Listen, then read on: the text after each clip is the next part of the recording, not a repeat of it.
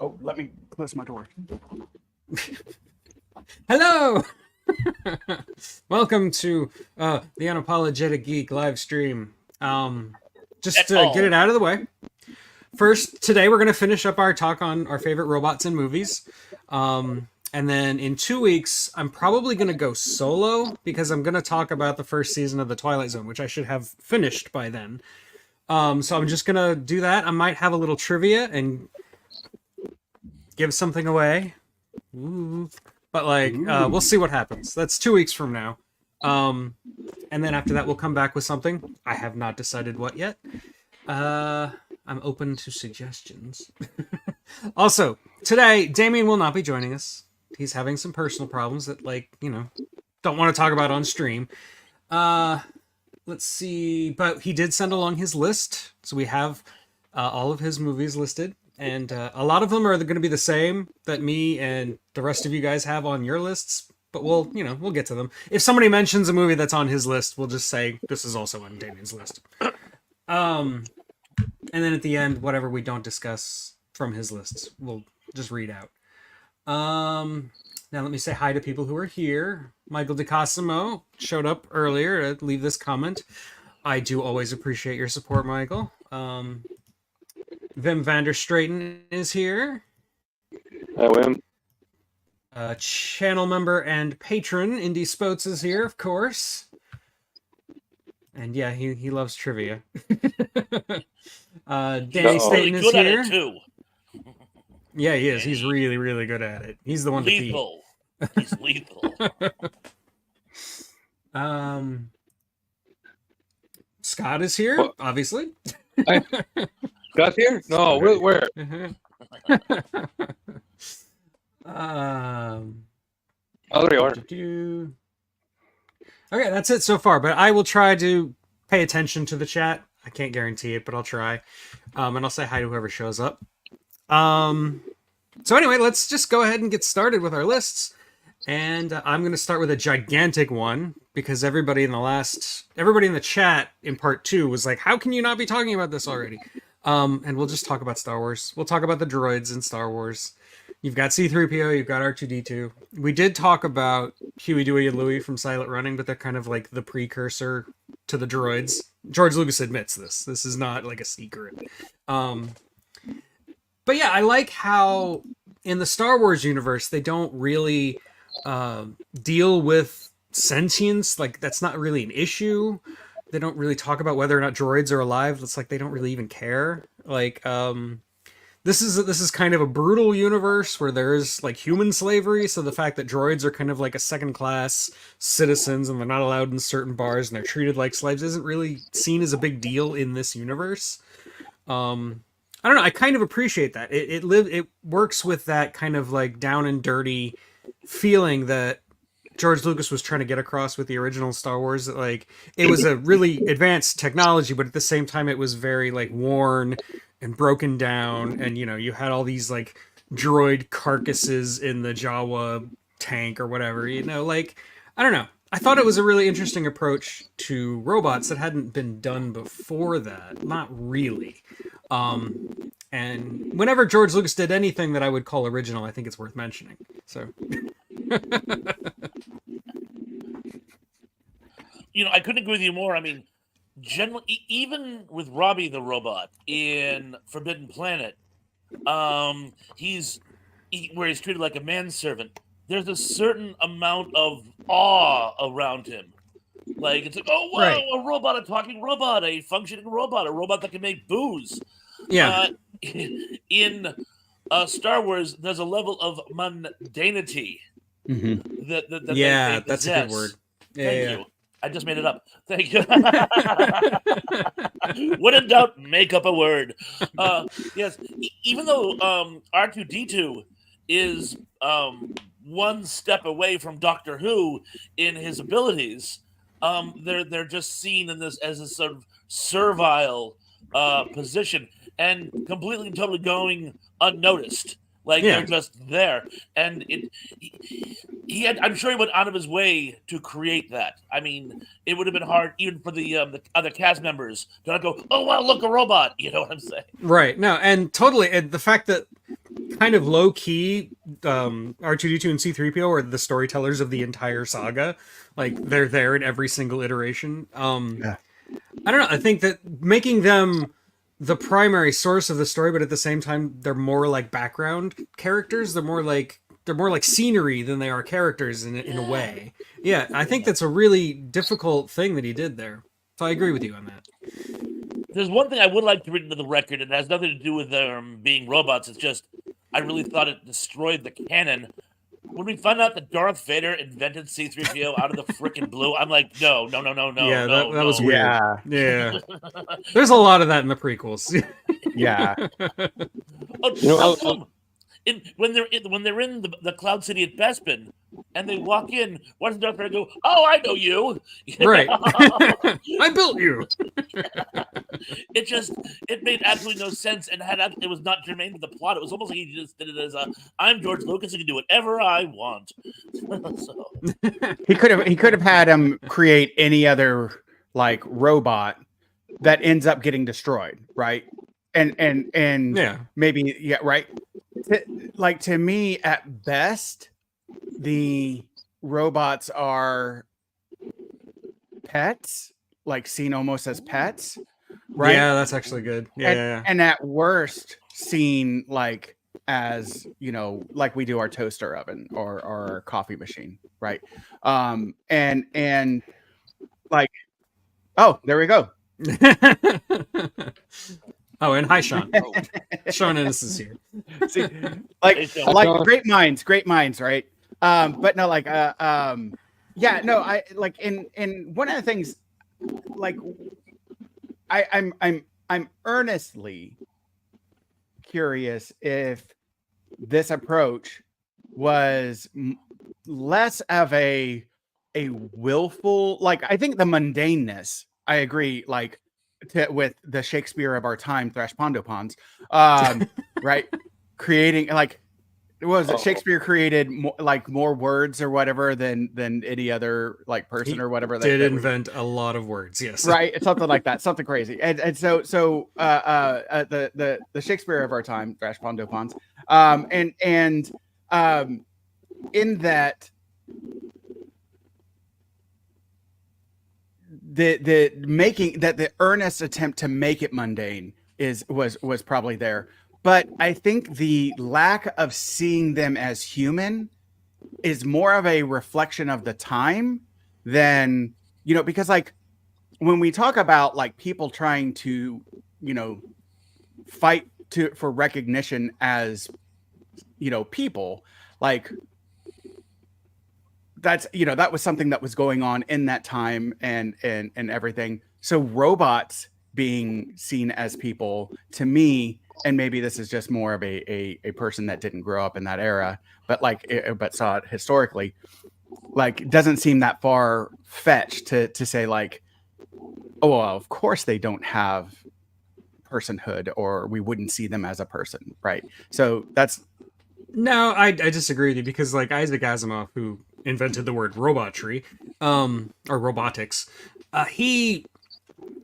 his stories were about whether or not robots were human, and the personhood and slavery and all that was definitely tied in with the original robot stories. Like that's always kind of been a thing. I don't think Okay. it's unique Touche. to post 70s. Yeah, I'm just saying. touche. No, I think that's fair. I think that's because that's Asimov was that's fair. he was a big humanist. He was definitely what Yeah. in his day would be considered a progressive. All people are equal, and he wanted strong female leads in his stories. He even had to fight his publishers about that.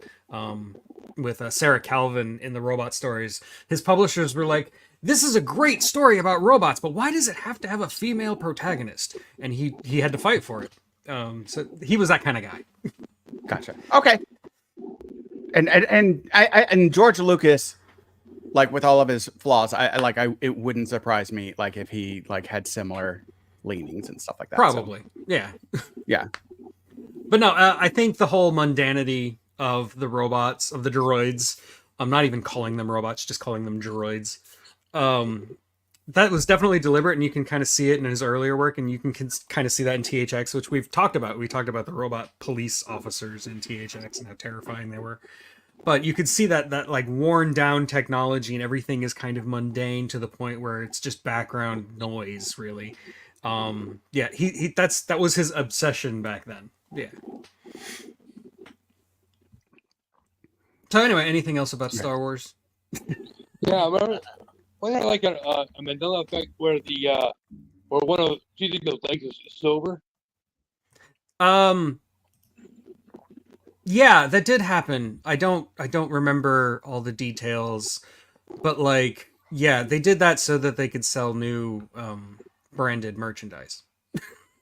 They I also remember did that. They also did that in the sequel trilogy. They made his arm red and never explained why it's red. It's just a red arm. They caught him red-handed. There's Oh, like a where's that throwaway rim shot? line in Oh. The Force Awakens where he's like, "Yeah, I have a great story about this," and that's it. That's all we hear about why he has a red arm. But yeah, it's merchandising, merchandising. I tells you. Well, there you go. If we're gonna talk about Star Wars, we should at least like give an honorable mention to Dot Matrix from Spaceballs. Oh, God. Oh, you Oil. know what? Dot I- Matrix. Oil. Oh, and oh, what's her name that did the voice? Oh, Joan Comedian. Rivers. Yeah, Joan Rivers. Rivers. Thank you. Oh, God, what a brilliant choice. What a Yeah, brilliant absolutely. choice. Oh my God. You know what? I didn't even think about bringing up Spaceballs. Great. I didn't either until call. just now. Yeah. Great call, Eric. God, yes. What a great homage to Star Wars and, all of it. Yeah. So great call. And Joan Rivers as C3PO. Apparently that cracked up even George Lucas. Like, Mel Brooks went to George Lucas before making Spaceballs and told him all of his ideas, and he described Dot Matrix, and George Lucas was like, "Who are you going to cast as the voice of Dot Matrix?" And he's like, "Joan Rivers," and George Lucas was laughing for like half an hour or something stupid like that. Yeah, that's the myth behind it. That's great. But yeah, George Lucas is a huge fan of Spaceballs. It's kind of like a lot of the Star Trek people are huge fans of Galaxy Quest. Like, if a spoof is done right, fans will love it. Yes. All right. Okay, Is it my turn? so it's your turn. Go for it. Okay. I'm gonna go a little bit obscure. It's a No. more recent one. No, I don't usually go obscure. Yeah, you're I not feel the like- obscure guy. You're the Yeah. mainstream guy. yeah, I feel like I'm like the one that pulls out like the ones that are fairly, but it is a recent obscure one, and it's everything beautiful is far away, and so it goes. And the reason I'm pulling this one first is that it is basically, it seems like it doesn't fully explain, but there's a couple of themes so that match with Star Wars.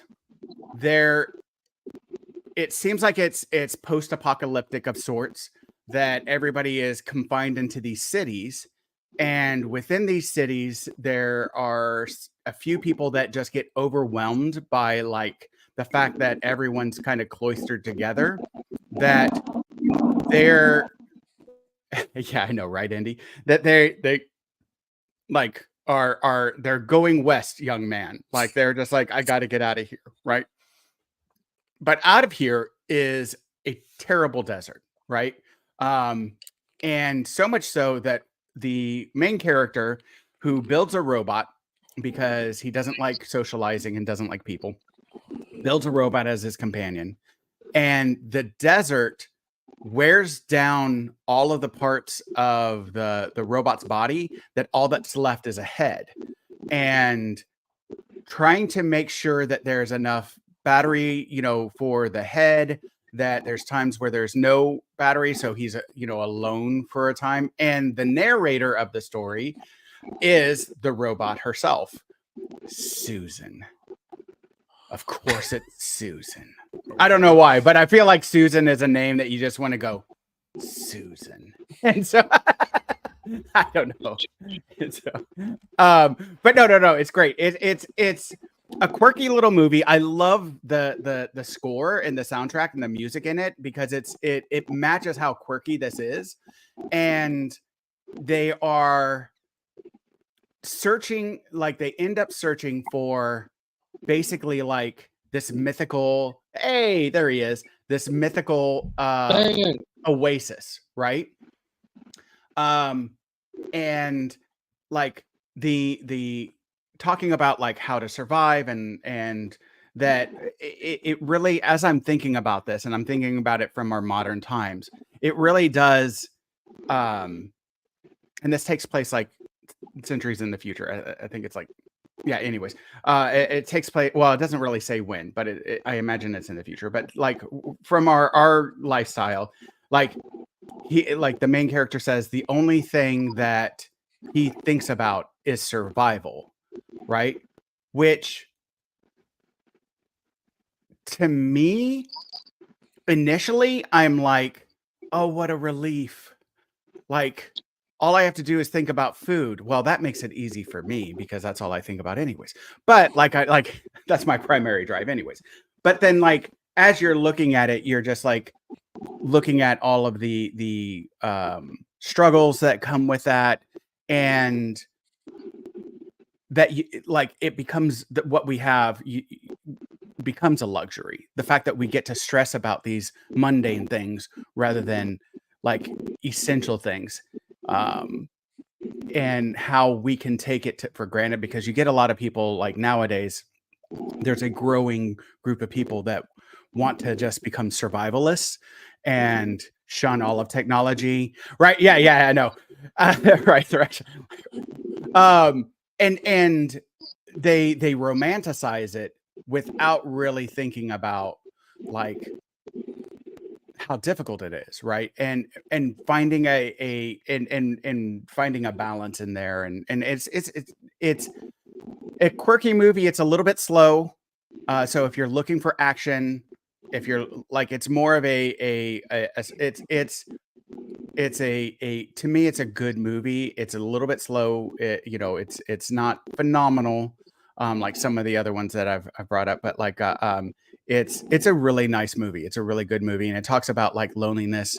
Um, it's a talks about like loneliness and um, change. Uh, Evolving ourselves, challenging ourselves, change, all these different like personal experiences. It's, to me, it's a really, it's a thinker, and it's a deeper movie than some of the other ones that I love. So Okay. Sounds interesting. I'm not familiar with it. it's It sounds it's fascinating. it's free on Tubi and Pluto TV and stuff like that. So it's a free movie if you have Amazon Prime. It's like free on their subscription. So like it's free, and you can get it in a lot of different places. So you like, if you have like a couple, like I think it's like 90 minutes. So if you got 90 minutes or whatever on a weekend, definitely I would definitely check it out. But it's one that is not going to be like, it's one of those rainy days that you're just laying on the couch anyways, and you're not really like looking for something to amp you up or whatever, that you're just like, I'm just going to hang out here and I'm going to lay here and veg. This will help you veg. I mean, it sounds cool. I've never heard of it, so yeah. I got to hand it to you, Scott. There's something about the romanticization. I'm making up words again, of, shall we say, post-apocalyptic events, that it's a very strange dynamic, and I'm not unfamiliar with it. True story. I'm going to go out and live and say most, if not all of you, have seen Things to Come by H.G. Wells, the Corda film. I was obsessed with that movie when I was a kid. For those of you who haven't seen it, long story short, World War II occurs, but instead of being a decisive victory for the Allies, it becomes this ongoing grinding conflict, which goes on for about 30 years and causes a collapse of the global economy, and they revert to sort of medieval level standard of living. And I love this movie. And a friend of mine watched it with me once, because I'd seen it like 6 times at this point, probably 60 now. And he says to me, he goes, I know why you like this movie. And I go, why? And he goes, you see yourself as the chief. you're picturing a post-apocalyptic world where you will suddenly seize power and everyone will basically do what you say. And I go, yeah, of course, that's how I see it. And when I was a teenager, the idea of becoming a modern day robber baron sounded fun. As I get older, I'm like, so wait, no hot showers and cold beer? The survivors would envy the dead. So Right. I don't know if it's these sort of um, the the starry-eyedness of youth that they don't really think about how tough it would actually be, or just people are so longing for something different that even a post-apocalyptic world sounds more interesting than what we got. But again, the older I get, the more I'm like, really, this sounds fun for you. Oh. And these preppers, okay, fine, you have enough food for 6 months. What are you going to do in 7? Right. You know, this is a permanent thing. This isn't like surviving a the hurricane has just left and we now have to rebuild our infrastructure. No, this is a global beep beep. You know, we're Yeah. basically Stone Age again. So it's like it's just not going to be fun. It reminds me of the movie Into the Wild, like with what's his name, Emil Hirsch, about the true story about a kid from Emory. Oh yeah, Yeah, that true story, and he goes off to Alaska and everything, and it's you know it's beautiful up until it isn't. And I'll just phrase it that way. If you haven't seen the movie, go see. Like, that's definitely a movie that you like, that you should watch. And it's based on a true story. A real kid went through this, of shunning society kind of thing, to go into the wild. And again, that's where, like, those cold hard truths like start to come. You know, we romanticize some things until we live it, and then we're like, oh, I am like a Will Ferrell jumping into the polar bear exhibit. I immediately regret this decision, right? And so like, I don't know. I've learned that any movie that has "wild" in the title is going to do something that you're not expecting it to do. it'll be wild. Yeah, exactly. Into the Wild, the River Wild, Wild Planet. Wild Things, Right? Twice. Wild Two Wild scenes. West. Yeah, Boo boo hiss. Will exactly. Smith's second worst adaptation of all time. Second worst. Guess what the first one is? Oh, I know. Yeah. And everybody who knows you should know. This is the way we beat the dead horse. You know, I've been Oh, yeah, called Wild a at Heart. sadistic, Wild at bestial necrophiliac, but I think that's beating a dead horse. I I thought it was funny. want to say hi to Mike. Mike Silva's here, and we did talk about Star Wars at the very beginning. That was also on Damien's list, by the way. Forgot to mention. He had all the Star Wars on his list. Yes.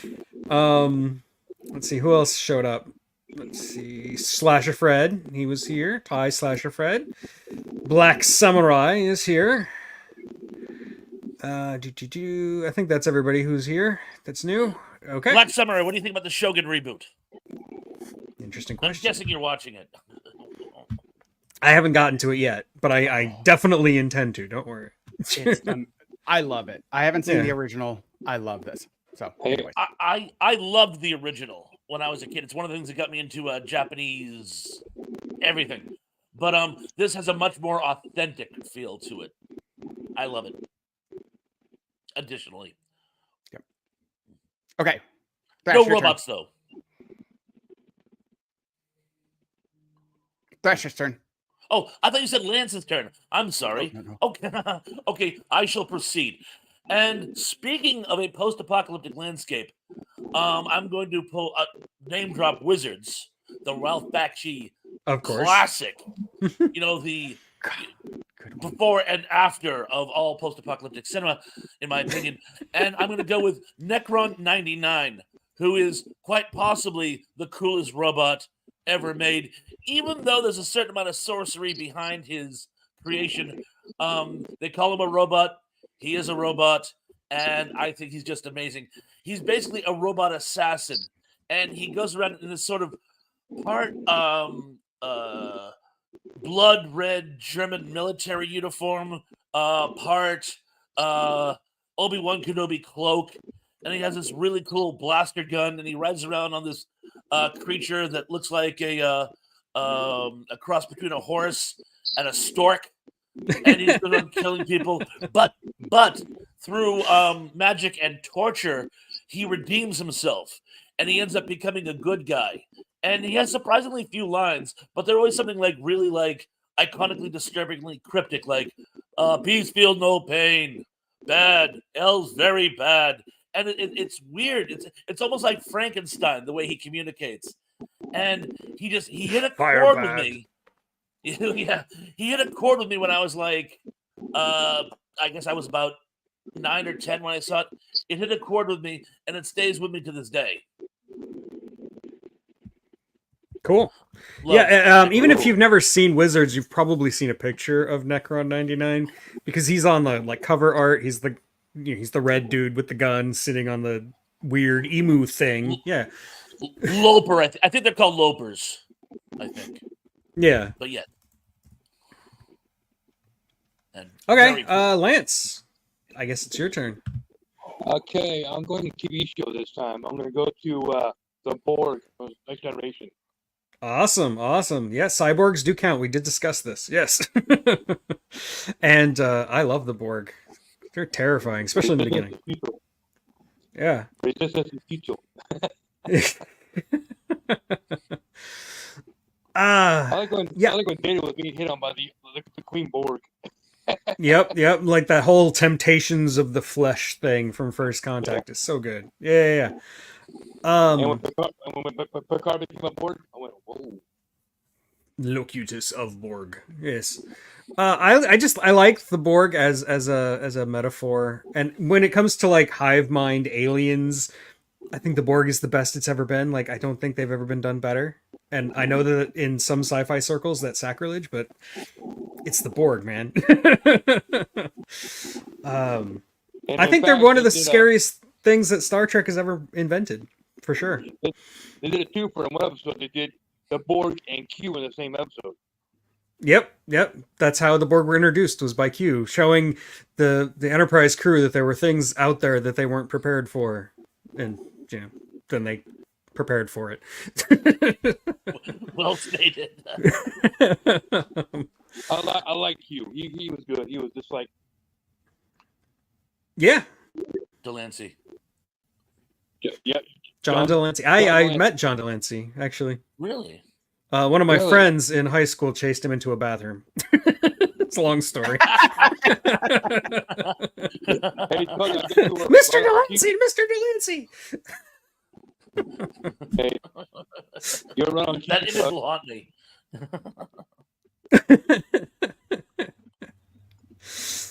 Well, okay. If we're gonna go ahead and talk about Star Trek, I'm gonna go ahead and talk about Data, who is basically the Positronic Man, the Bicentennial Man. It's the same basic character, but Brent Spiner kind of made him his own, and invented little quirks like the whole not speaking in contractions. That was actually Brent Spiner's idea. Yeah. What's up, Lance? The emotion chip. The emotion ship was cool. Yep. Generation. I like his arc throughout the movies, like with the emotion ship in Generations, and then in First Contact he gets the temptations of the flesh, and then in Insurrection he kind of deals with the Hal dilemma of when your orders conflict, and then in Nemesis he basically kills himself for Spock reasons.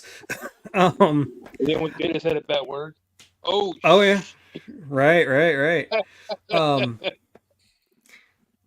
And yes, I agree, Indy, that he's always Bob Wheeler. That's the first thing I ever saw Brent Spiner in. And when he was cast in Star Trek Next Generation, I'm like, Bob Wheeler as a robot? What? Imagine him being Data in that court. That would be funny. Yeah. You see, Brent Spiner's the one who actually came up with the fact that he only speaks proper English. He never uses contractions. Yeah. That was wow. That was his idea. Yeah. That's a great idea too. Independence Day with the long hair, glasses. Oh yeah, he's also in Independence Day. Yeah. He's the guy at Area 51. You want to see him?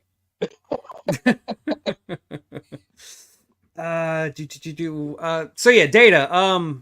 Probably my favorite android, like just period in all of film. Like, I love droids and I love robots and I love Robbie the robot, but Data's got to top them all to me. Like, honestly. So The more yeah, evolved android. yes. And I don't know if anybody's watched Picard, but they do a lot with Data in Picard that gets really, really crazy by the end. And if you can imagine 7 of 9. Oh yeah, Ryan. 7 of 9. That's a great Borg for sure. She's probably the only reason to watch Voyager, in my humble opinion. And Picard. She's great in Picard. She's actually one of my favorite things in Picard as well. She's just fantastic. Jerry Ryan is so cool. If we're gonna talk sexy robots in the Star Trek universe, though, I have to read Sherry Jackson into the record. Yeah, fair enough. I gotta tell you. I'm not gonna lie. That's a good choice. You know, she had to use double-sided tape to wear that dress. I won't tell you how she had to use it. I think we can extrapolate. Yeah, probably wasn't fun to take off. I would have had fun trying, though. Yeah, I meant for her. I know I'm being smart, Alec. I did love the animated series on Star Trek animated series. That's a good one. Oh yeah, the animated series had some fun episodes. I haven't watched it in a long time, but I do like the animated series. It's We great. call that like the last episode of the original Star Trek, like the last season of it, the animated. I'm thinking that was it. Basically, that's a good way to look at Star it. Trek season, and they went to the cartoon, so that's the final season of Star Trek. But Star Trek had other great robots too. It had V'ger from the motion picture, which was on Damien's list. Yeah. Which like went to some machine world and gained its own sentience, and it's just the Voyager spacecraft. That's a cool like Star Trek twist. I like it. But there's also like non-canon theories that this machine world was actually the same place where the Borg come from, and blah blah blah blah blah. Lots of interesting stuff. It's also based. It's a time where Star Trek actually ripped off itself. Yeah, it did. There's Basically, a very similar episode of the original trilogy. well, it was like this one story that Gene Roddenberry was obsessed with making called the God Thing, or the God. Yeah, it was the God Thing. And he adapted it like multiple different times in multiple different ways, like in the original series and in the movie. Yeah. I've read the book that was actually the God Thing, like the whole story. And it's weird. I'm glad it never got fully adapted because I don't think it would have worked. I love Gene Roddenberry, but he was kind of nuts. Yeah. Nomad from the original series, also great robot. I am Nomad. I am Nomad.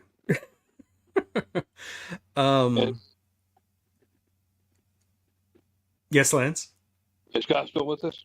Yeah, Scott's Oh, still I with am. us. I'm doing all the stuff for the links. Oh, okay. Yeah, sorry. You're our Lancelot Lynx. See what I did there? Right.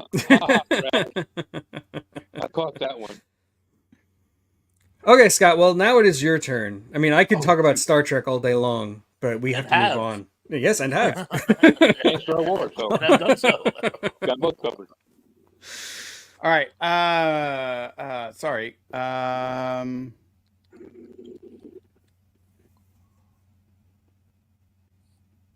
You know what? I'll bring this one up.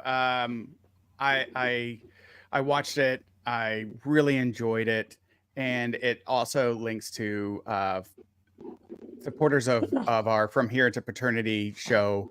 Some friends of mine from the Pensacola area. It's a movie, Transformers: Rise of the Beast, that More Than Meets These Guys do a great review of. I actually really liked that movie, and I like Transformers, like a lot of the more recent movies, you know, with the Michael Bay influence and everything, really just kind of like got worse, right? For at least to me. and it's almost, to me, it was like reminded me a little bit of the Fast and the Furious, in the sense that it was like, oh, this is a fun movie. This is nice. This is watchable or whatever. And then it starts to tank for a bit. And then they're like, you know what? Then it felt as if, oh, what if we actually like invested in like, you know, writing an actual script and like doing like a decent job? Like that might be cool rather than just trying to like constantly like make, do this just for the money, the money, the cheap money bank that it can be. And Rise of the Beast, I really, really enjoyed it. Let me get the cast.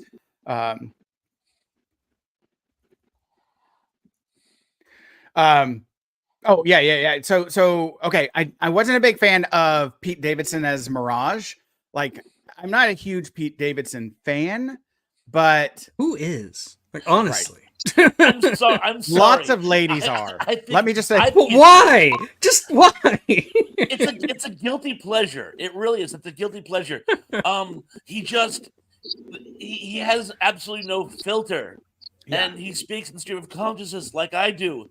Only he gets paid a lot of money to do so, and maybe it's jealousy. Maybe it's a man crush. I don't know. But for some reason, I used to love his bits on Weekend Update.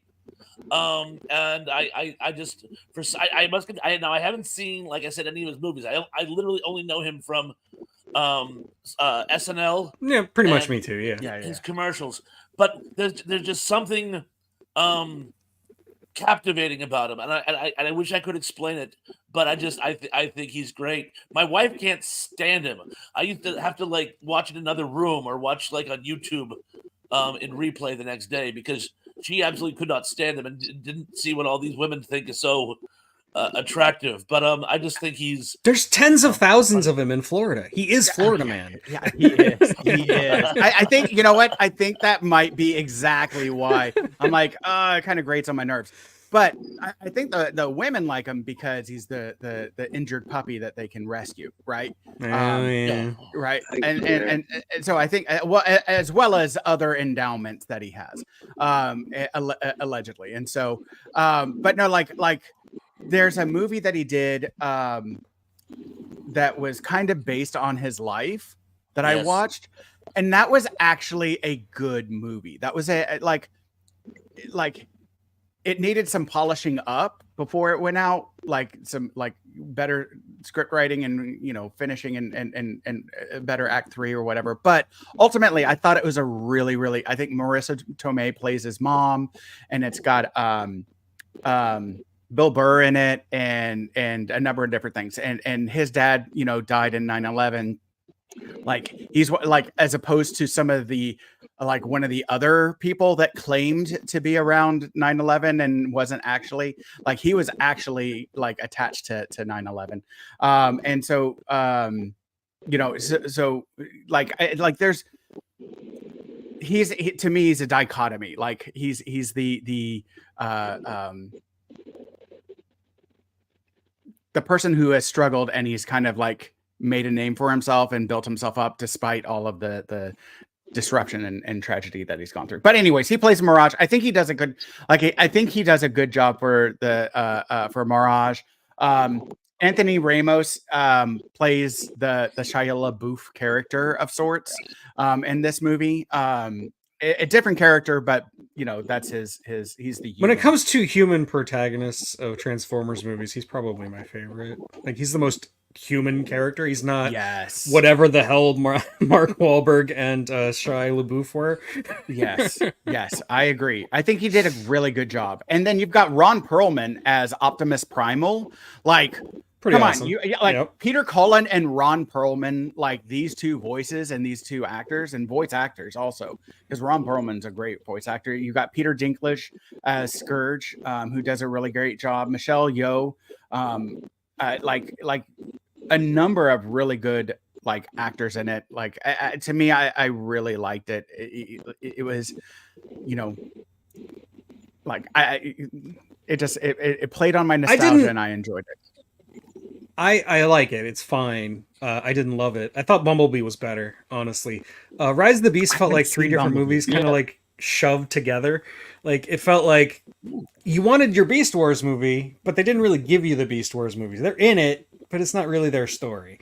And then you got Omicron for some reason. Like Omicron should be his own movie. Yeah. I don't know. It felt like there was way too much shoved into the movie, and there wasn't enough time for there to be like a coherent narrative that made sense and was logical and had themes and all that. But if you want to go just for like a giant robot movie, this is far better than the Michael Bay Transformer movies. Easily. I haven't seen the Bumblebee movie. I'll watch that. But yeah, so I'd kind of okay, that one's good. Yeah.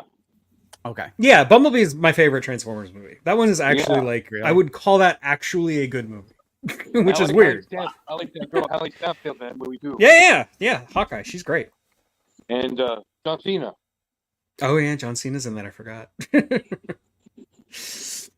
All right. You guys, like, again, that was that stint of me like being very cautious and like reserved about going to see, like, watching a Transformers movies. That was during that period. Like, fool me once, shame on you. Fool me twice. No, I think a lot of people Can't fool skipped me Bumblebee and even skipped Rise of the Beasts because of the last Michael Bay Transformers movie being so unwatchable. It's so bad. I've tried watching it. I've only gotten about 20 minutes in. And I'm like, I can't. I can't. Hey, Doug, Yeah. I just got in my head. It's been 27 years since the first one came out. Really? It's been that long? Wow. 2007. Weird. Well, it's coming. The original like Transformers movie is coming out to the theater again in the next like month or so. So, like, if you want to go see it, take Dramamine.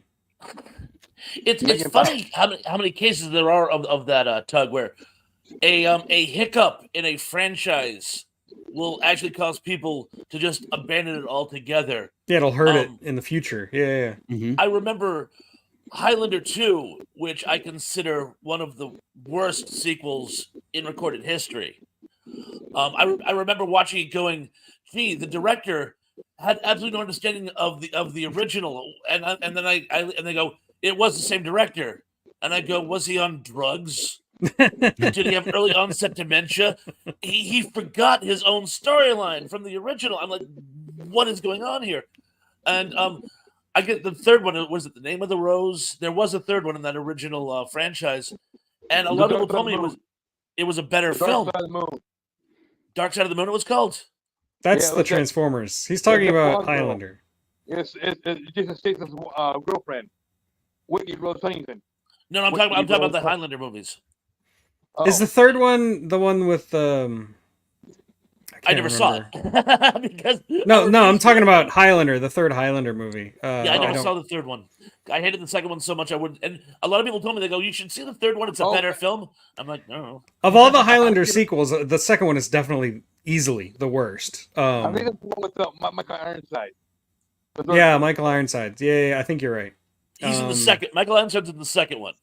Is he? I don't remember. And I love Michael Ironside. I've been a fan of his since he was in V.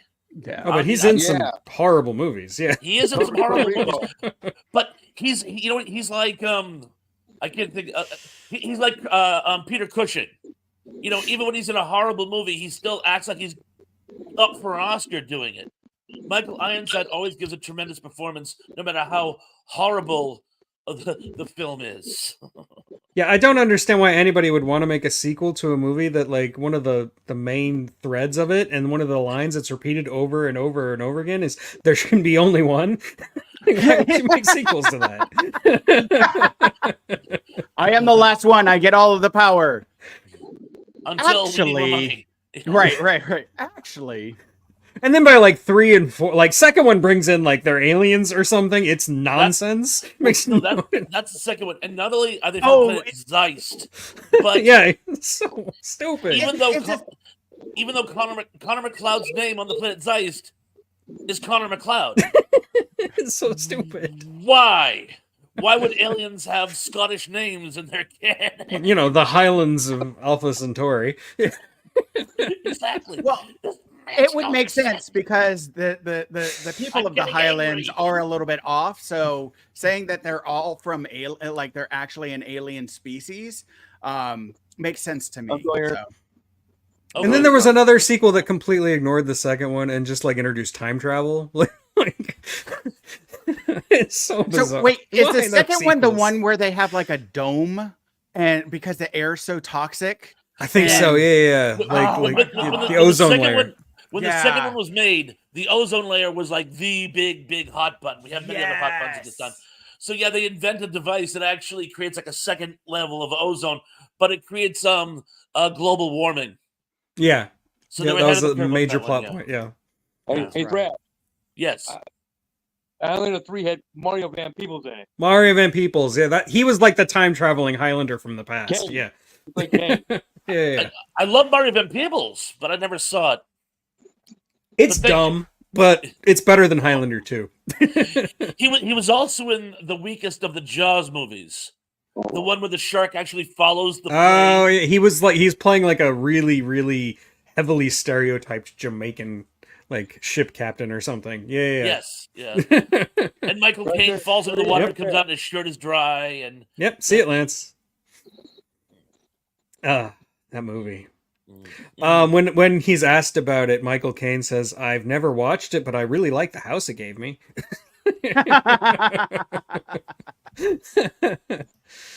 Hey, Tracy.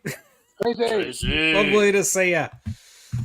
Yes, Jaws: The Revenge. That's what it was called. That was number 4. Was it? God, That was number there's- 4. Yeah, right? that was the fourth one. Yeah. Yeah. The third There's- one is a guilty pleasure. The fourth one is unwatchable. Well, it's 3D, and Yeah, Louis yeah. Gossett Jr.'s in it. But And it's, Lou it's, Gossett Jr. is in it. Hey, Yeah. guys. Yeah. Jaws 3 had Lou Gossett Jr. and Dennis Quaid, and they also started Enemy of Mine together. Yep. The Enemy Mine reunion. Yep. Daryl Johnson has also arrived. Hello, Daryl. other brother. How you Okay. doing? Just to put this out there, Richard Jenney did a comedy bit. Richard Jenney, one of the greatest The comedians. Platypus Man. Yeah. Yes, Platypus Man. Yep, Who died tragically? he did a bit. Oh, He did. Yeah, Yeah. heartbreaking. Yeah, but he did a bit, and it's on YouTube on Jaws: The Revenge. It is one of the best comedy bits that is ever out there. You absolutely must see it when we're done with the stream. I'm Go going watch to. that. Yeah, I'm a Richard huge fan Jenney, of his. Jaws: The Revenge. Huge Yeah, fan. he's phenomenal. Yeah, Make so sure to anyway- link that, Scott. Oh, here I'll put it in the chat actually. So Wow. yeah. I'm thinking of it already. I don't even know the bit, but I like it already. Oh God, it's great. And so, anyways, when you guys Yeah. brought up Jaws: The Revenge, I was like, oh, I have to like bring this up. This is yes. Anyway, I have absolutely no idea whose turn it is because It's I don't even Thrash's. remember what the last movie It's was. Thrash's. It was Transformers: Rise of the Beast, and then All right. Bumblebee. Also, I'm keeping track because I have to keep because I have to type it all. It's your job. That's my We job. derailed like multiple times. That's all right. I'm with it. I'm putting in little like notes about the different movies that people bring up. It's all right. As I say so often, my tangent had a tangent. Yeah, exactly. Yes. My conundrum had a conundrum. But since I'm up, as you guys know, I love to talk about movies that are so bad they're good, and you go on the scale, and they really are bad, but they go. This is the movie that's actually so bad it goes from bad to good, and then all the way back up around to bad again.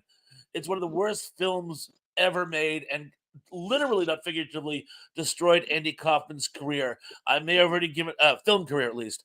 You probably already know what I'm talking about, but I'm gonna say it anyway. Heartbeeps. Yeah. Yes. I was That just thinking about that. shameless cash grab that was trying to sponge off the robot renaissance that was brought to us by Star Wars. And I gotta say, the whole thing was handled so tragically.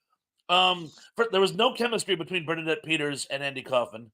Them trying to make them look like robotic mannequins was a neat idea, but it was I thought very poor. But the thing that bothered me the most was while robots were becoming more and more human-like in their manner of speech, they decided to go back and have them talk like dialects.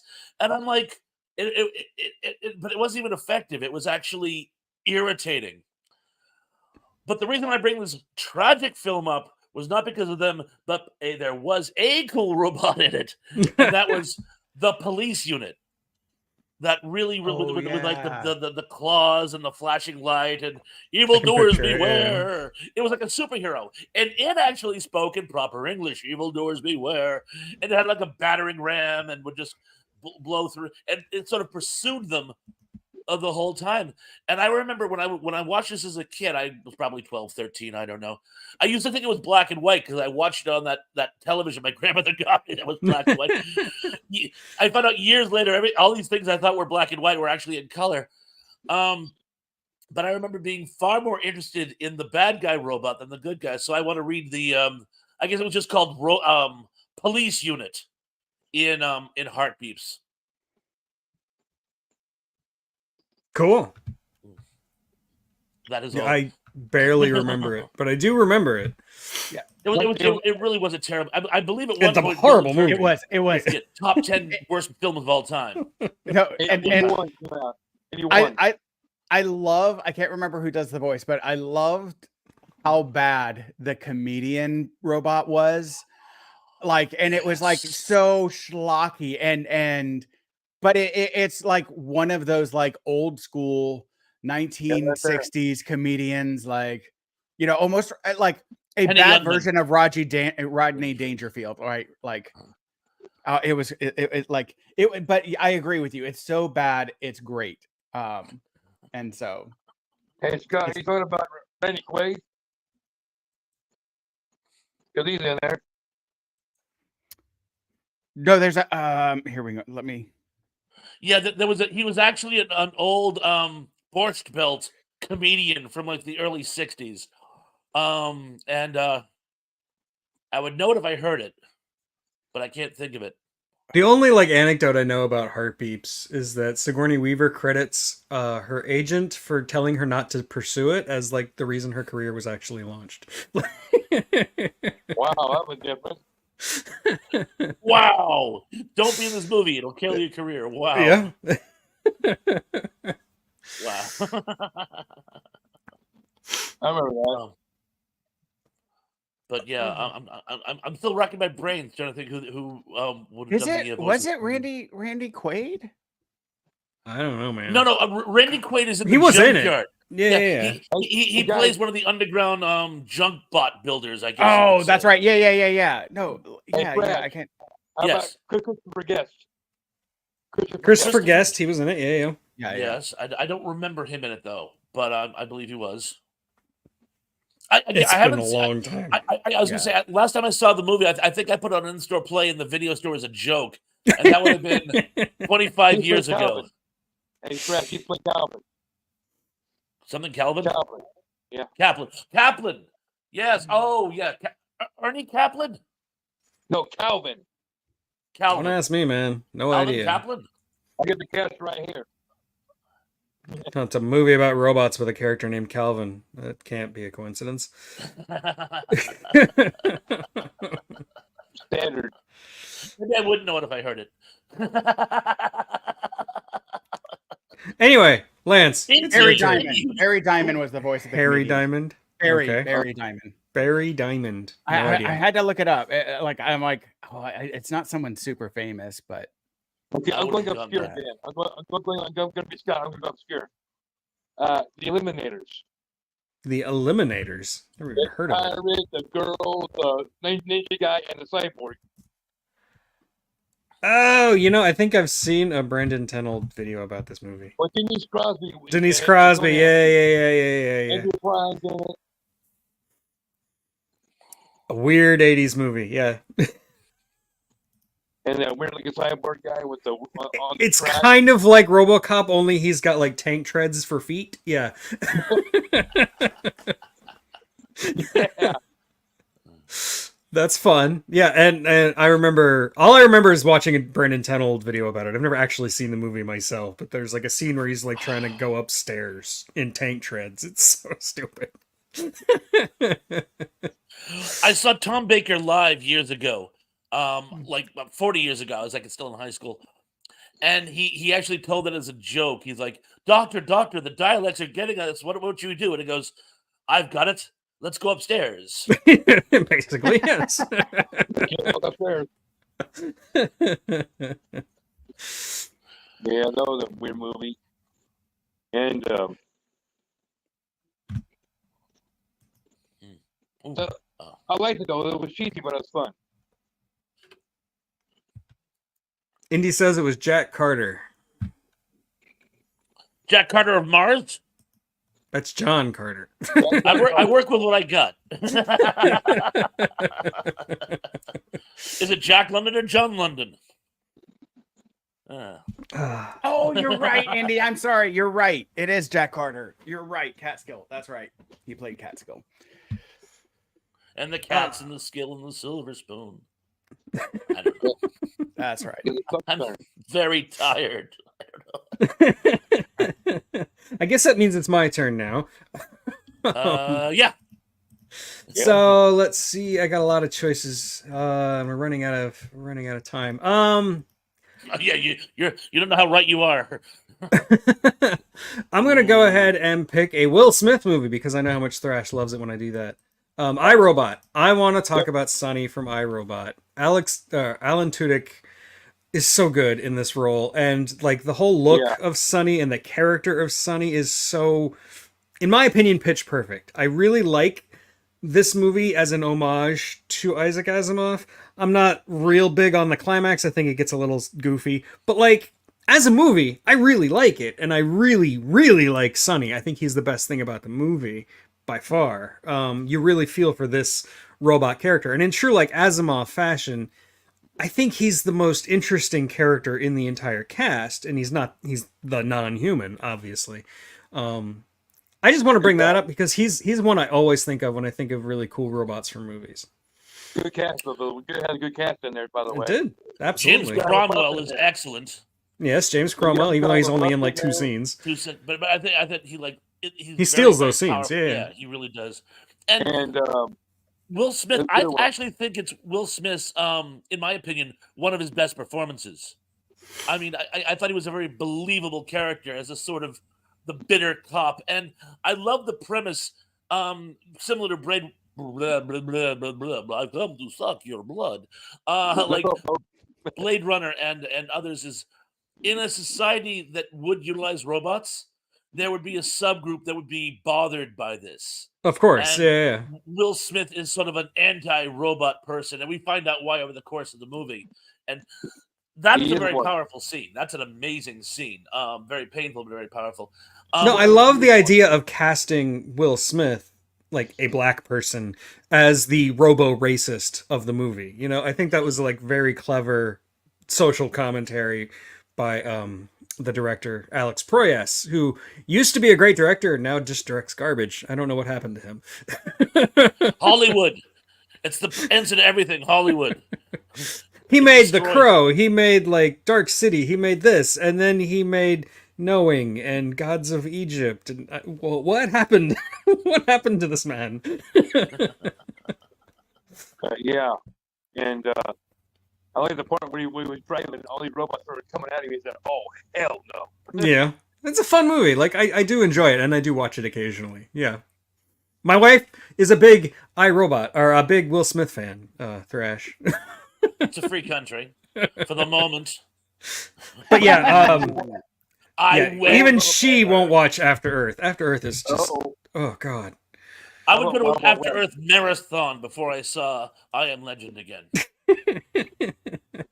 How about my wife and I went to go see that Ang Lee movie where he plays 2 different roles, Gemini Man. It's so bad. The older, younger Will Smith, younger and older. Yeah. Anyway. Yeah, Ang Lee did Hulk, which is also not a good movie, really. Unless you want to see Hulk punch a bunch of giant dogs in the balls. Like, I don't know. I have those on DVD.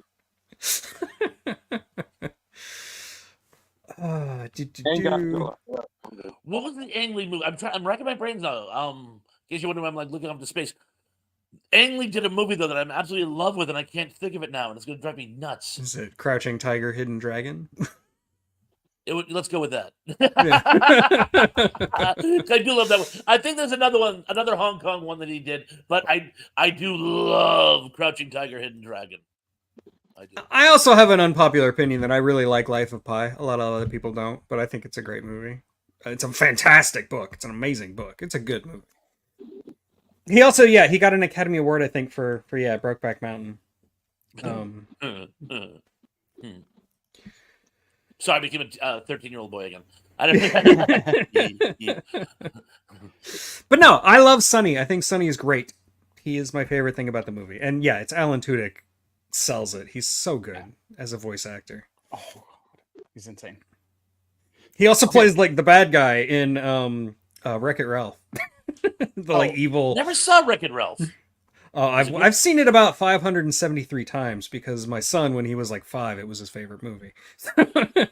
Haley never it was never a drive for her. She loved Inside Out. Yeah. Oh, yeah. It's a She great. loved My that. son loves that one too. Yeah, the sequel's coming out, so. Oh yeah, that's right. It is With anxiety. Yeah. high anxiety. Sorry, Mel Brooks. No, lesser known Mel Brooks movies. That's fine. Yeah. You want to talk about silent movie? We can talk about silent movie. Who's the right. only thing Hey, guys. that speaks in silent movie? Only one person speaks. It's the mime. What's his name? I can't remember his name. God damn it! Why can't I remember his name? He's in Barbarella. What is his name? That's gonna drive me. I'm gonna look it up while. Hey guys, Yeah, it's my turn. maybe we could, Yeah, we got 30 minutes. We got 30 minutes, and we got Go, some go, go. massive movies that we got to get to. Oh, thank you. I should have just asked Indy. Marcel. Right. Yeah. All right. So since Damien, that was going to be the next one that I bring up, but instead I'm going to go with RoboCop because it's freaking RoboCop, and we Yeah. have to give the people what they want, and it is like. It was on my list. It was on Damien's list. It should be on everyone's list. It's a great 80s movie that's also not super, like, I wouldn't say it's like a stellar like movie, like it's never going to win an Oscar or anything like that, but it was a phenomenal movie, and to me it really gives heart to like a number of different concepts, like laissez-faire capitalism, like taking profits over human People. value, right, and human life. The like personage, when like a person is dead, do they still have rights, especially if they maintain their own like sentience afterwards? All these different things are and also the privatization of public responsibilities, right? And because we used to have the Pinkertons where our public service was privatized, like things like Pinkertons and fire departments and these things that are public services. And when and some of the things that can in this movie it talks about like a reflection of history and where things could be can go if we don't like pay attention to history, and the problems that arise from it, and so to me it's a great movie. And also I got to see it 10 years ago. Doug Benson and his comedy group like did a kind of like a mystery science theater approach where they were like making jokes during the movie, and it was phenomenal. Like, because like there's some absurdity in RoboCop, especially with the violence, that it just lends itself that it's so violent and it's so disturbing that it's also kind of humorous to an extent, and it was great. Like I've like few times in my life have I laughed so hard. So it was great. Anyways, I have a lot of thoughts about RoboCop. I love RoboCop. It's a great movie. Yes. It's one of my favorite 80s movies. Absolutely. It's one of these weird 80s movies that's able to be kind of like a self-satire. Like it basically is satirizing what it is. It is unfettered capitalism, and you can see that by all the sequels and all the merchandising that came out of it. But it's also like it's loved by the kind of people that it was making fun of. Just like Predator is another great example. A movie that's all about like satirizing male macho behavior and is loved by dude bros, Or Wall Street, another great 80s movie that does the same thing. It's satirizing Wall Street and the Wall Street bros. And yet, if you go to Wall Street and you come across a bunch of 20-somethings who think they're going to get rich, what do they quote? They quote Gordon Gekko. Like, what? Greed is good. Greed works. I like the remake personally. I don't too. think it's great, but I do enjoy it. Because it leans into what I find fascinating about RoboCop, which is the whole psychological aspect. Like, where does the human end and the robot begin? Where does the robot end and where does the human begin? I find that fascinating because I'm a sci-fi guy. That's just what I do. So I like that. And that's in the original RoboCop, but I think the remake really leans into it. Yeah, they go. We're only human as he's fixing his helmet. Yeah. With the socket wrench. Yeah. Another great thing about RoboCop is, and Scott, you already touched on it, but I just wanted to nail it home, is it's the immersive civilization that they're holding the mirror up to. And when you look closely, it's the subtle things. You're taking the 80s, which was possibly the goofiest decade of all time, and bring it to its logical conclusion. The family game night is it's sort of Risk on steroids, where you got the little girl saying, "You crossed my line of death," which was an actual line by Muammar Gaddafi. And the game it's like Risk, but it's nuclear war. I'm gonna love it. The hypersexualization of women. You have that little lounge lizard who's like, "I'd buy that for $1." Right. People still say to this day. People Yes. still say, "I'd buy that for $1." Yeah, Damien constantly saying that, like, all the time. Yeah. And that's the origin of "I'll buy that for $1." Yeah. It's that twisted old man with these two beer commercial gals who are just letting themselves be hypersexualized by this pig. And that was what it looked like the future was going to be like in the 80s. It's like, what's the next step? Hey, Thrash, how about the game in the movie called Nukem? Nukem, that's what he was talking about. Yeah. Thank you. That was the name. Yeah. And yeah, the Running Man, very similar. Another good example. Remember the scene where the man came in and held up the hook up on the convenience store? The guy that came with the shotgun? I met that guy. Really? Cool. He said, "F me."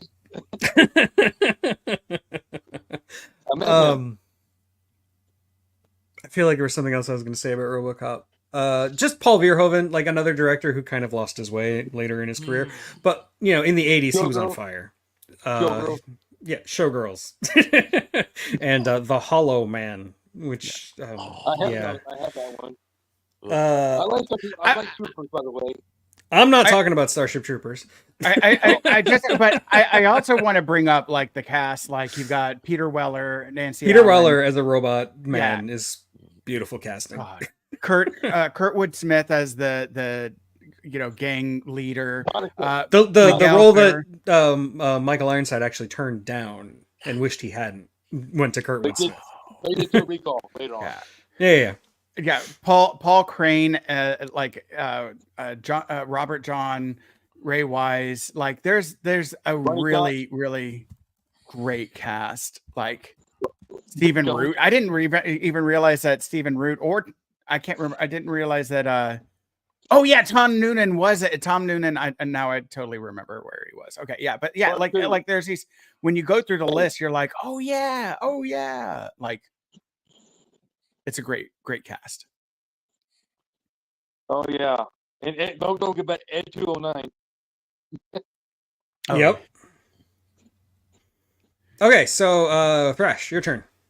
Believe it or not, I've actually gone through, it seems, all the robots I wanted to talk about. Either I've talked about them or they've been talked about by my colleagues. So, and Scott, since you said there was a whole plethora of things you wanted to get to, I would like to yield my time to those who have more pressing robots to address. Okay. So, Lance, you got one? How about the knockoff called Rotor? Never seen it, but I am familiar with it. I do know of its existence. Rotor? Yeah. I think that's another movie I've only seen through Brandon Tenold. Or Robot Jocks. Robot Jocks is actually a great movie. I love Robot Jocks. All right. Give me a second. I think we talked about Robot Jox in one of these. I don't remember if we did. Yeah, or not. because if I remember, didn't I ask the question? Isn't it the one based on a Twilight Zone episode with Lee Marvin? That's Real Steel, but yeah. Oh, all right. Thank you. Now I remember what I was talking about. So I and feel the like Richard Benny Hill Matheson, something- the Richard Matheson story is called Steel. So yeah. Steel. Okay, so let's Say- just let's go rapid fire here. Funny man.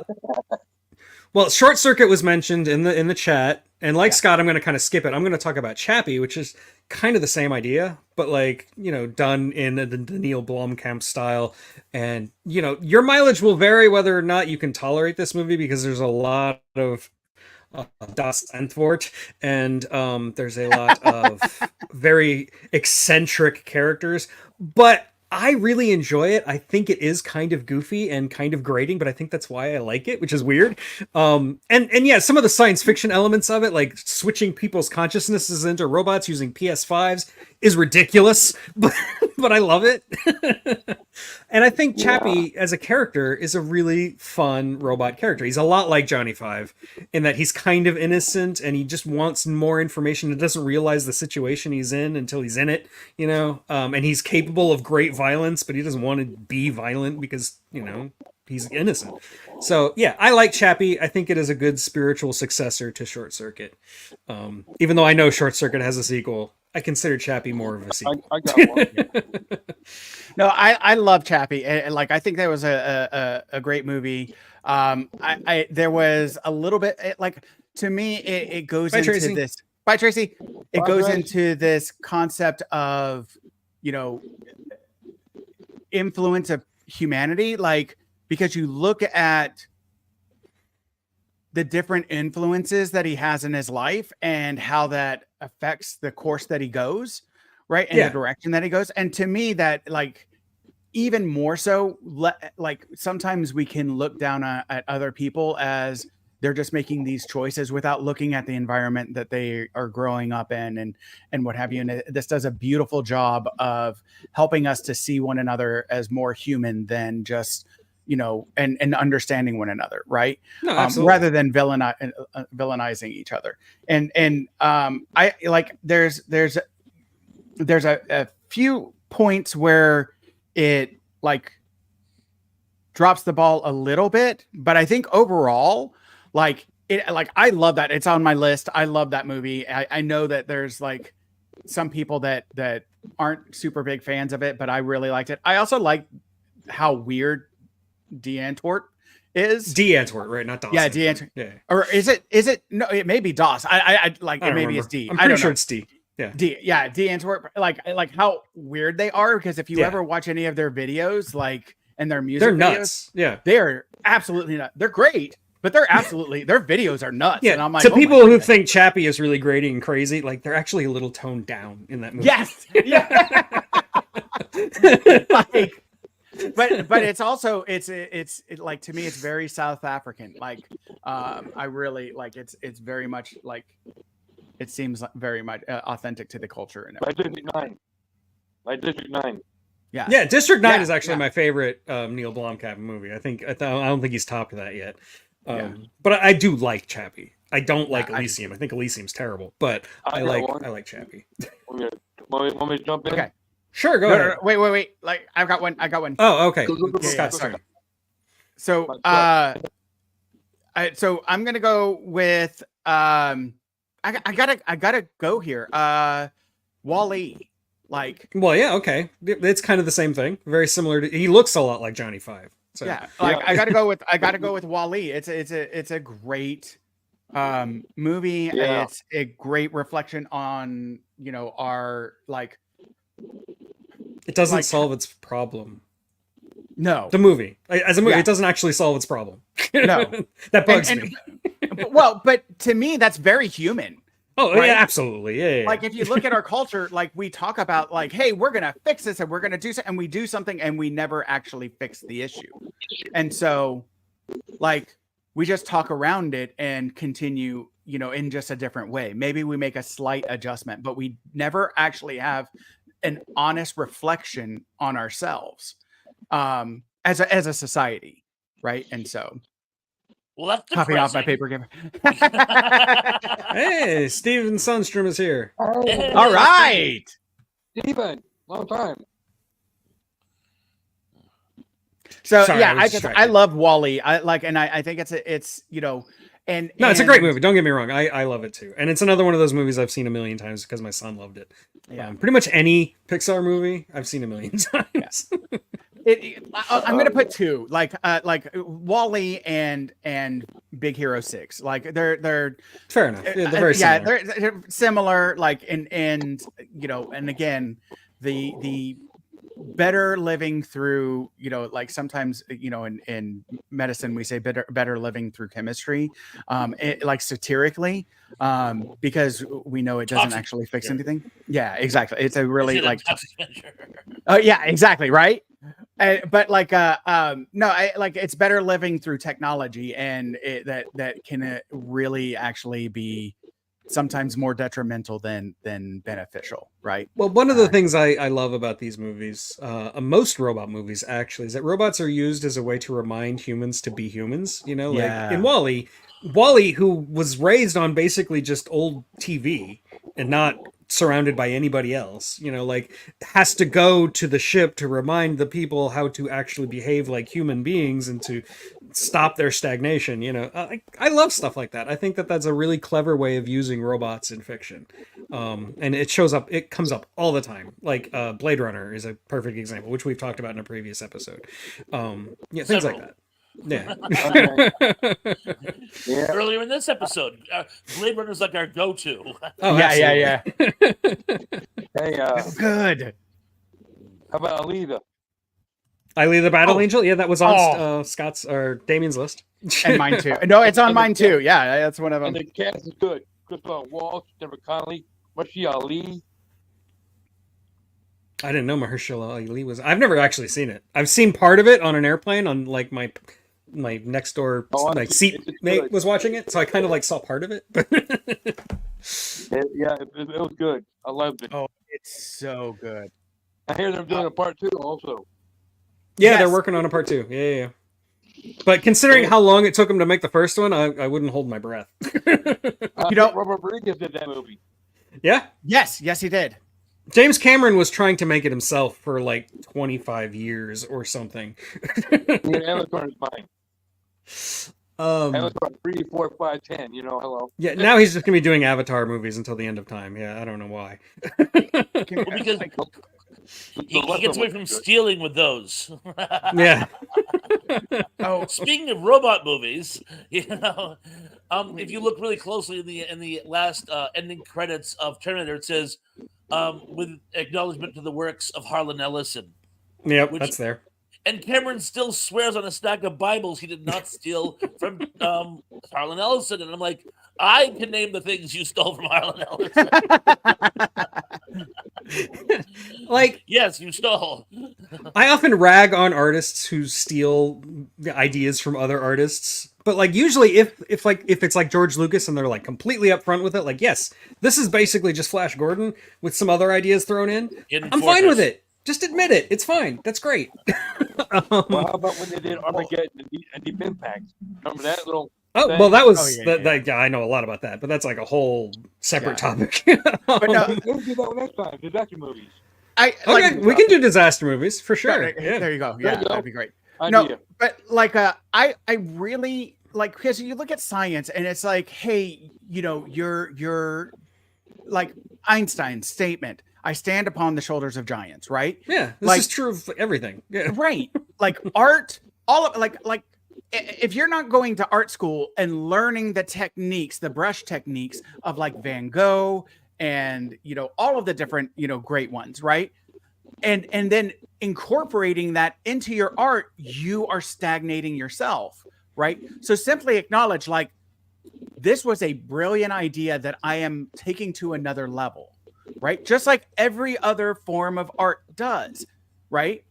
Like the CGI that we have is building off of the CGI that we had initially, and even what's his name that did all the stop motion like in Clash of the Titans and Ray what's his name? Harryhausen. Yeah, Thank you. Yeah, Harryhausen, yeah. Yeah, yeah. Who was built on Willis O'Brien, you know. Exactly, right? And so like this whole like concept of like not like trying to be like what was it, the Bare Naked Ladies song, It's All Been Done Before or whatever, like not acknowledging that you're building off of something, to me is just hubris, narcissism, and That's one of the reasons I Nick rag Fury. on Avatar as hard as I do, because James Cameron refuses to admit it. He's like, no, this is totally original idea that I had. No, it isn't. It's not possible. no, That's the whole- no. I thought he did acknowledge. I thought he said that it was Avatar is based on every book he read when he was a teenager. I think he did begrudgingly say that in an Okay. interview once, but like he really had to get it out of him. Because I can name about a dozen books that are Oh, easily. Far Yeah, from- we've talked about that. and will again. Yeah. And a And future so, date. in Avatar, I guess, the woman from space. Basically, yeah. Dancing Or with as Smurfs.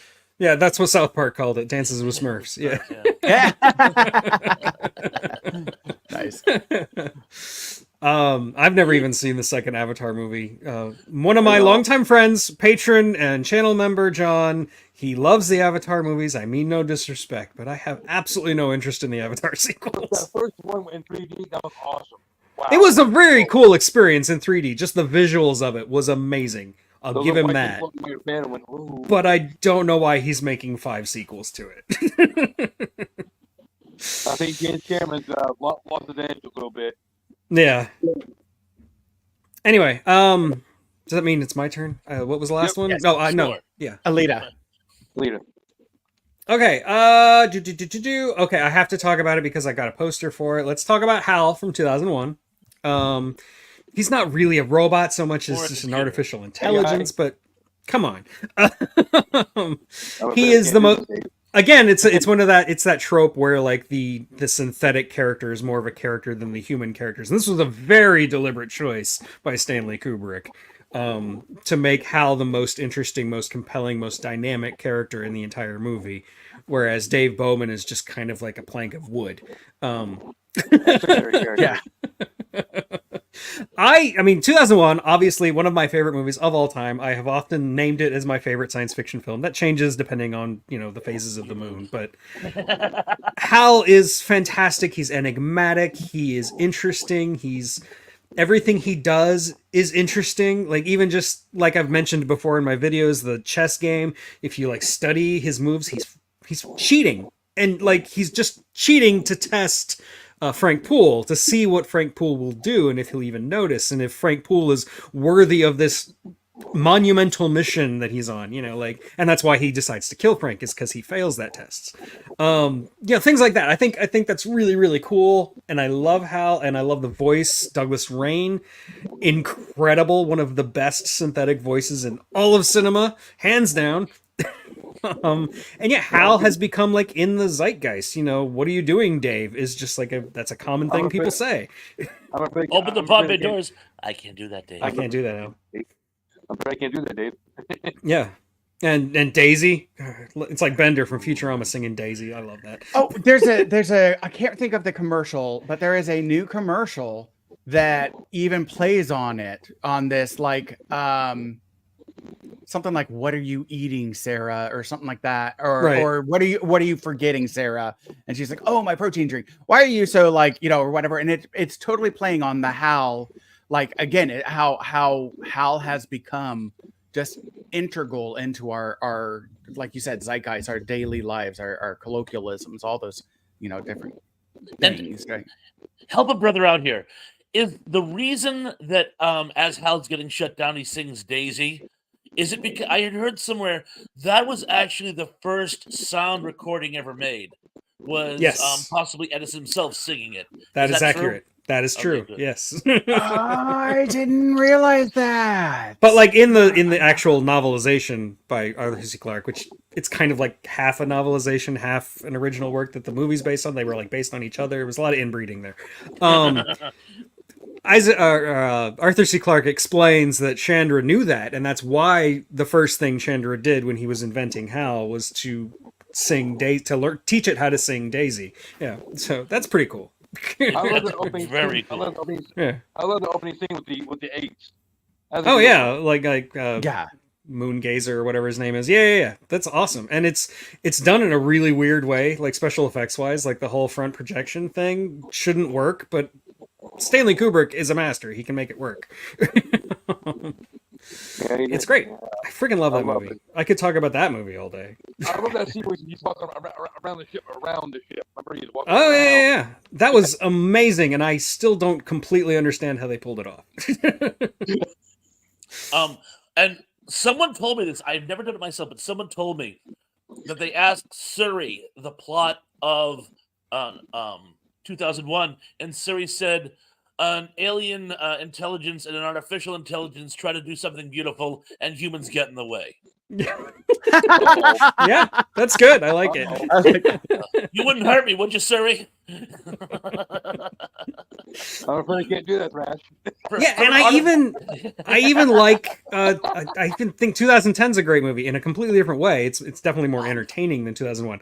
But I think that the one time the movie can make you like really feel emotional and tear up is Hal's sacrifice, when Hal is sacrificing himself and talking to Chandra he and says saying, "Will I be goodbye. remembered?" Yeah, that's I love it.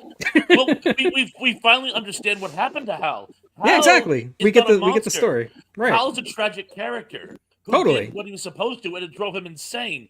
It's oh, now you got me doing it. I need to do a retrospective on 2001 and 2010 now. But yes, when I already Hal says have. Check out my goodbye, links.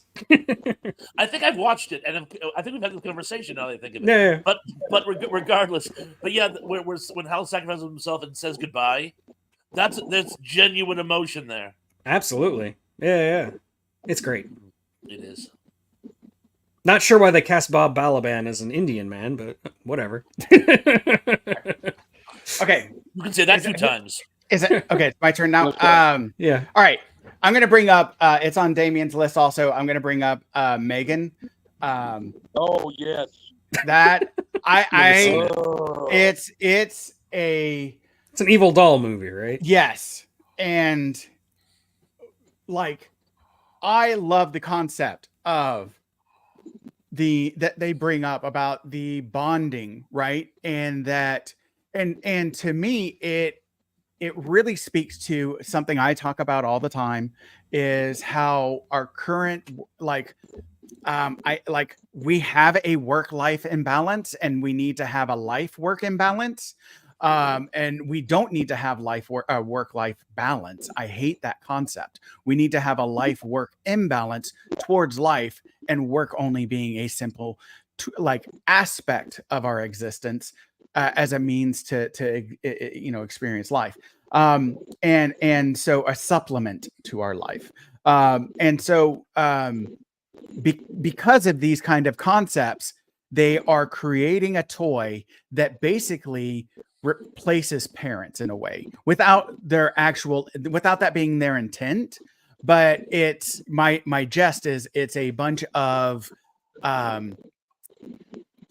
left brain science people that don't have strong EQs or emotional intelligences, that this is their way of solving this problem because of a lack of understanding of like a difficulty with empathy and things like that. It's a very left brain approach to dealing with a problem of just simply creating this creature that, like the psychologists are explaining to the developers, this actually could become extremely problematic for children because they're building bonds, especially in cases of trauma. They're building bonds with the doll rather than their adult figures, right? And the doll, You mean rather than their iPads?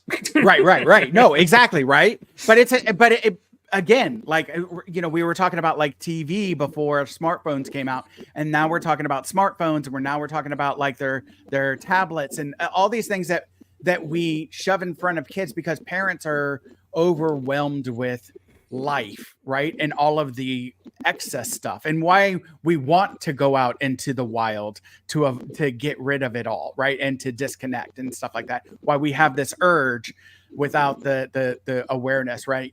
And so it Certified 80s latchkey kid. I get it. Oh, I know. And so to me, it really like it speaks on so many different deeper levels than just the horror movie that it is. And it's a really, to me, it touches on a lot of like boundary issues, improper attachment, improper bonding, like all of these like psychological constructs that that is mutual between the doll and the child, right? And the destructive nature that it becomes, right? And it's especially one that can, an AI that can learn, right? And the concerns of this, right? And that Terminator. I had no idea that there was so much behind Megan. Like, I really just thought it was a ripoff of Child's Play. No, yeah, like it. That's like. Not that Child's Play doesn't have cool themes too, but like, that's just what it looks like. It just looks like a ripoff of Child's Play. And I think when you look at most reviews, like that's how they kind of see it, right? Right. Without delving into this like really deeper psychological construct that's actually at play here. And it's to me, it's worth watching. It's worth watching if you're okay with horror movies. Yeah, I'll check it out. It's I gruesome. do love horror movies, so yeah. That's good. Okay. I haven't seen it. I haven't seen it myself either. But how should I put this? And I'm not going to start naming sources. We could be here all day, but it seems that with the increase in understanding as to the level of how much child trauma is a problem, the ratio of children who have been abused versus the ones who haven't, and the trust issues that has caused in our civilization, do you think it sounds like it's almost in some way holding a mirror up to that? Like, humans can't, particularly young humans, can't trust other humans. So it's almost like they would prefer to form bonds with robots or some other creature. I guess what I'm fishing for is there's one of my favorite line in Aliens is when Sigourney Weaver says to the Paul Reiser character, they're talking about how horrible and evil the aliens are. And she's like, oh, really? You don't see them killing each other for a percentage. Right. And you kind of go, huh. Yep. Yes. So, I mean, as this happens so often in movies about monsters, the true monster are other humans. Is it speaking to that at all, Scar, or am I reading way too much into what you've No, just said? It doesn't speak into that. And now that you bring that up, like that is such a missed opportunity, right? Because like they do kind of touch on, and they're like, they see an avenue, right? Because the girl in the movie goes through this significant tragedy, right? And definitely experiences what, you know, if it goes the length of time, the 6 months that's required, definitely a PTSD, if not, you know, but, you know, it could develop into a PTSD, if not just an acute stress disorder. But like, I think that is absolutely I hope that whoever makes this movie sees this when they come out with the sequel, because it did, I think it did pretty well, so it probably should come out with a sequel. But like if they do, like it's something they should tap into, because of the fact that, like, yes, you're right, like we live in a society where kids are exposed to so many different traumas on a regular basis, and that to me, I think the real thing, you know, when you talk about generational trauma or even just current trauma, like that's going to be the like right now, anxiety is the most diagnosed mental illness right now out there. I think PTSD is actually going to overtake that, is my suspicion, right? Well, all you need to do to cure childhood drama is just have a ukulele apology video, right?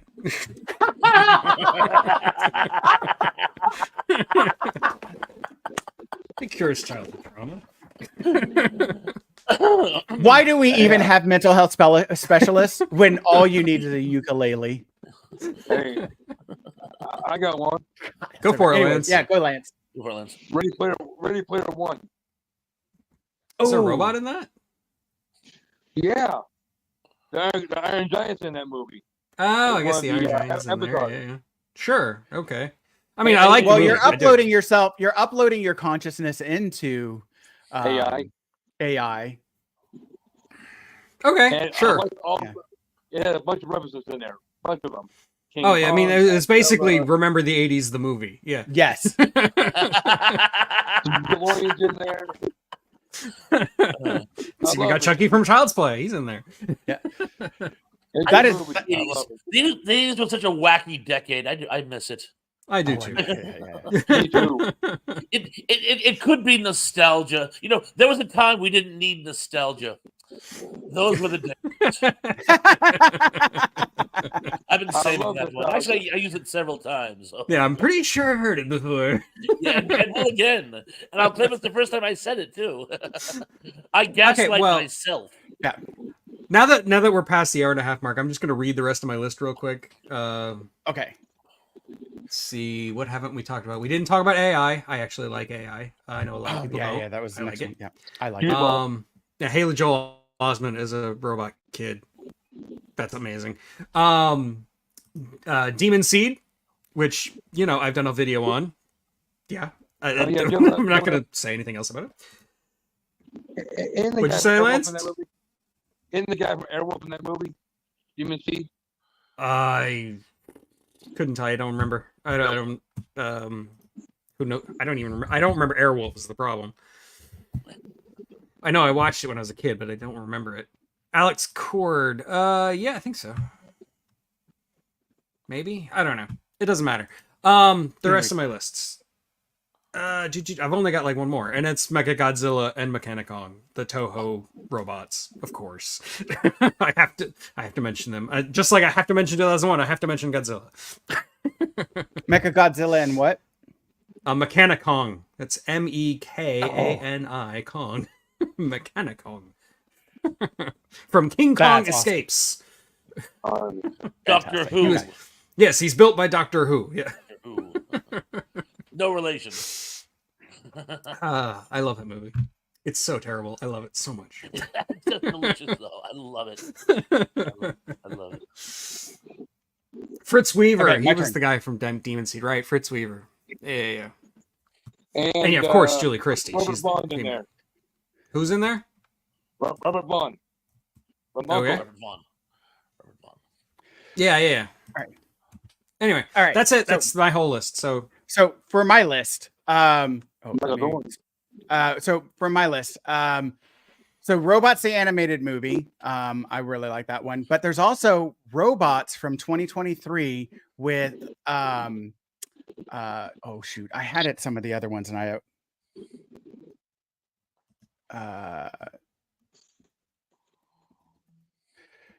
Jack Whitehall and Shailene Woodley, and basically what it is they're creating robots to do jobs, but there's a black market for robots that replace you and go in your stead, and two robots, but that's illegal, and then two robots that these really terrible people are using to make certain goals that are unethical, find themselves and run off and destroy their lives, and they have to try and rebuild and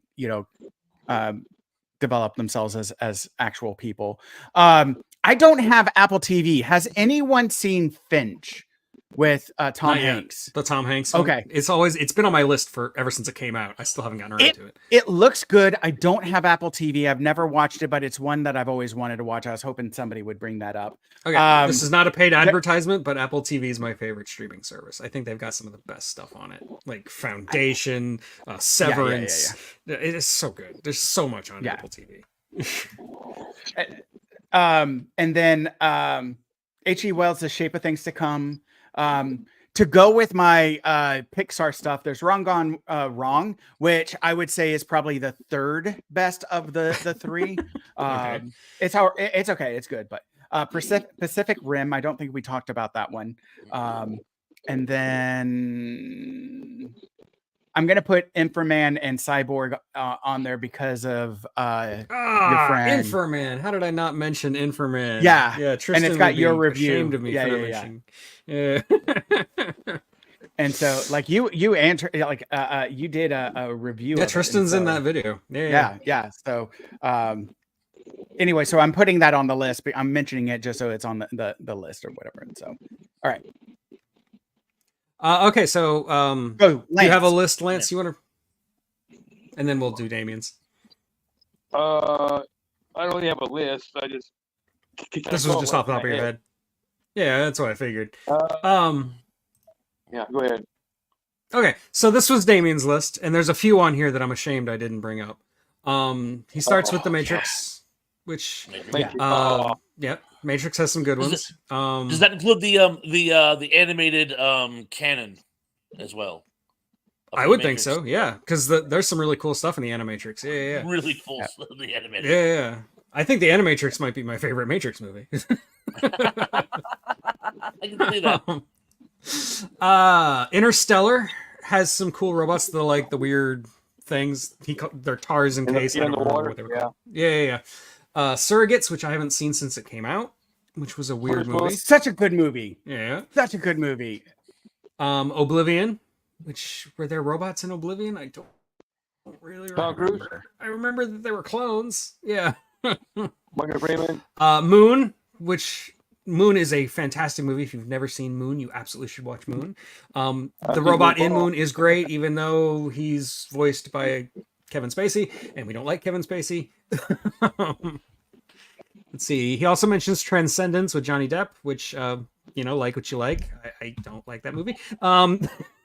This is one I'm ashamed to have missed, and that's Hitchhiker's Guide to the Galaxy. Marvin, the robot, the paranoid android. Either one's fine. Like I actually do like the modern Hitchhiker's Guide to the Galaxy. I know a lot of people think that's horrible. Yeah, I know. I like Thrash. but even you got to admit, Alan Rickman as Marvin, the paranoid android, is great. Like, it was possibly the only good thing in the movie, and the only thing they got right. Yeah, they got a lot wrong. Don't get me wrong. But I also like the from the BBC version, which I swear I'm doing a video on one of these days. I love that version of Marvin as well. One of the greatest robots in all of fiction. Yeah. He mentions Maximum Overdrive, which is kind of weird. They're not really robots; they're just kind of like sentient machines. It's weird. They evolve into robots. Yeah. I comment the movie. I comment by and then the machine over. Didn't Stephen King make that movie? Like, wasn't that like directed by Stephen King or something? I don't know. Yeah. The ATM called him an asshole. Remember that? Oh yeah. Hey, Sugar Buns, just call me an asshole. Stephen King was on a lot of cocaine in those days. And then he sure was. And then Space Raiders, which is apparently an obscure B movie I've never even heard of. Yeah, it had the kid from. It had the kid from Flight of the Navigator in it. Oh, that's the one. Oh, how did we not say Flight of the Navigator? Because isn't that Flight of the Navigator? Oh man, yeah. I have been meaning Paul to Rubens add that to my list. There you go.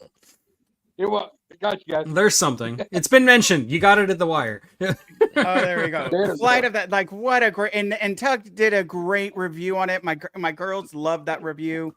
Like, and Daryl too. Yeah. Please watch it. The algorithm hates that video for some reason. Really? Uh-oh. Yeah, I don't know why. Like anytime that a main character is a kid, the algorithm just tanks that video. Like Daryl, same thing. That movie, that video is not done well. Yeah. It's like if the Chris hate it, go watch it. Yeah, true, very true. So anyway, anybody have anything else to throw in at the last possible minute?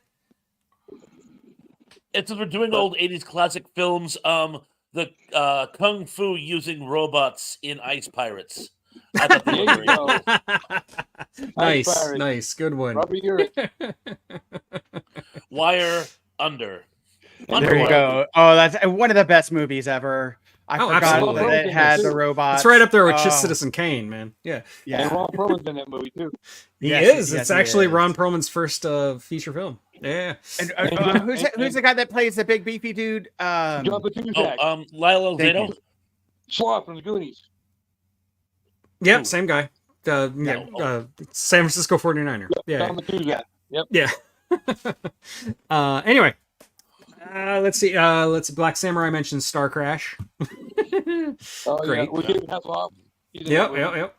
And of course, Carolyn Monroe. How can you forget Carolyn movie. Monroe? Oh, well, the Bond girl.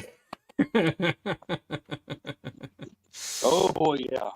Oh, yeah, Sean, you're right. It wasn't a 49er. He was a Raider. Yeah. Look over here. That shows how much I know about football. Anyway, like I said, in 2 weeks, I'm going to talk about the first season of The Twilight Zone, and I'm going to have a little bit of trivia to give away this DVD set of the entire series, because I accidentally get ordered two, so I've got one just laying around. I figured I'd give it away. Send it my way. Well, only if Right here. it has to be at the live stream. You have to win it. Well, ask me a question. I will in 2 weeks. Start brushing up on your Twilight Zone history. Yeah. And yeah, I'm just gonna do that solo. Sorry, guys, but you will be back in 4 weeks, in a month. We'll do disaster movies. I like that idea. I like There you disaster go. movies. Yeah, let's do that.